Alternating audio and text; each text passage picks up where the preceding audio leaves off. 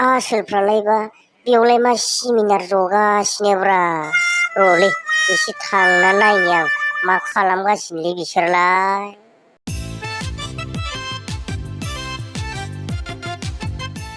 हाब एमजे नोंथां नंमारगौलै हाबा गिदिर लानाया लकसान होननाया बेयावसो आं गम मोनमारबायलै साला मानसिफ्राबो जायो फैसाखौनो होलांथाराब्रा एफा 3 लाख गाहामनि हाबा खुंबाय आङो हनै 50,000आनो दांथाराखैलै माथो थाख्लाय नोंथां माबोरै जाबावगोन बेनिखायनो हाबाखौ हाथासुनि लानायानो मोजां जायोलै दानिया।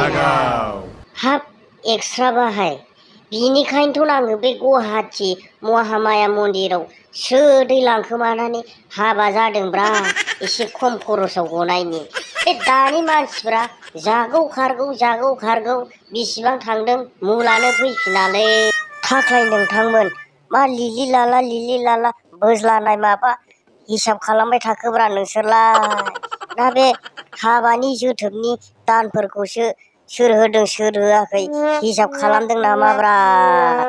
हाब माथो मेहेर आदायाबो सोदैनो सफैखोमानानै दङब्रा नैलै माबा हाबानि जोथोब जाखायैखायनो माबा एक्सट्रा इउटुबारा टेनसनाव जोबोद गोलैना दंलै साला बे मानसिफ्राबो जायो आरो जायो रावबो थाइसेबो होलाङा बिनि थाखायनो जोबोद टेनसनाव गोलैदोंलै बे एक्सट्रा इउटुबारा जोंना।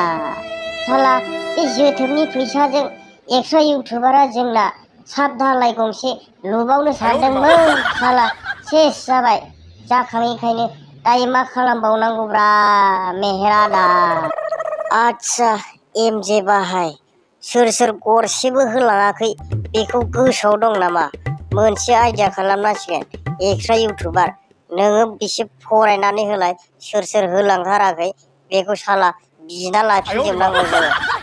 बिदिबा फरायनानै होनोसै आं मेहेर नोंथां आरो थाख्लाय नोंथांमोन एसे गोसोआव लादो। सेथियावनो दङ फुर ब्लगआ होलांदों 50 थाखाल'। आयै मा जाबावनांगौ जाखो प्लास्टिक गिलासनि दामखौनो होलाङासै माथोब्रा बेलाय। दे आरो होबावलाय सोर नामाव दङ। आरो दायो 2 नम्बराव दङ इन्टारटेनमेन्टआ होलांदों 100 रां। साला गावनियावबो दाख्लि आङो 500 रां होबोदों साला आंनियावलाय मा नायफ्लखौ होलांखोब्रा बेलाय। आदसा नंमारगौलै मेहेर आदा मानसिफोर बुंनाया गावनिया जागौबाथाय मालायनिखौ नायफिना होननाया नंमारथारगौलै माथो।